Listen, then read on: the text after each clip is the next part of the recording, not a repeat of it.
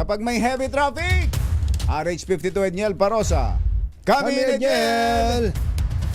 Jerry at Anthony, binuksan man sa mga motorista mula kaninang alas 4 ng umaga, patuloy pa rin sa pag-aaral at pag-obserba ang Metropolitan Manila Development Authority, pati ang Department of Public Works and Highways kung isasara muli, temporarily, itong EDSA Ortigas Interchange kung oras na magkaroon ng heavy congestion sa daloy ng trapiko. Isa yan sa mga paraang naiisip at inabiso na ng MMDA sa publiko para masiguro ang integridad itong strukturang isinara na nitong weekend matapos na masunog ang isang post noong Biyernes. Sa ngayon kasi, limitado pa rin ito sa light vehicles at speed limit na 20 kilometers per hour. Makikita dito sa Bukana, Jared Anthony, nitong flyover, particular itong nasa northbound direction. Kung magagaling kang Mega Mall at kakaliwa sa may Green Hills, Pantuluyong at San Juan, itong arko ng vertical clearance.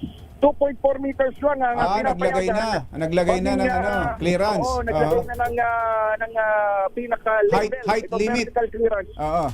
Height limit. At saka dito sa tinatapayuan natin, Jared Anthony, punong-puno na ng mga pinahaba palalo yung mga cones at barriers at tinauhan ng extra personnel mula sa MMDA.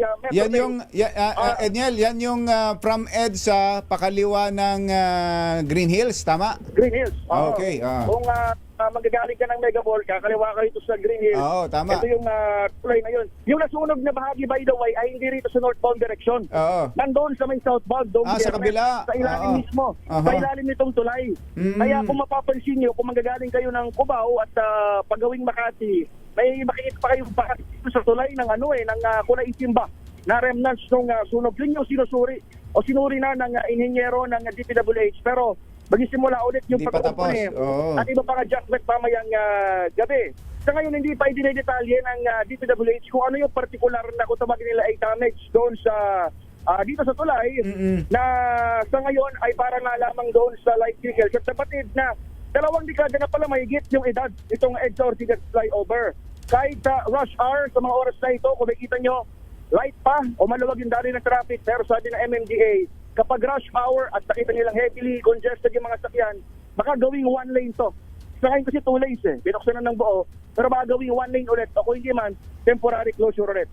Para sa mga malalaking sakyan tulad ng close ban o mga bus, huwag kayong magkalala o mainis na maghahanap kayo ng mahababang reroute dahil ito sa aking kaliwa naman, itong ilalim ng tulay ay pwede pa rin naman daanan ng mga mas malalaking sakyan na gustong kumaliwa dito sa may bahagi ng Green Hills, Pantuluyong at San Juan. Pero yun nga lang, syempre, mayroon ditong stoplight at hindi mo na magagamit ito mas mabilis na flyover. Wala rito sa EDSA Ortigas Interchange. Ako si Edniel Parosa, Razor Rage. Una sa Pilipinas, una sa Pilipino. Thank you, Edniel!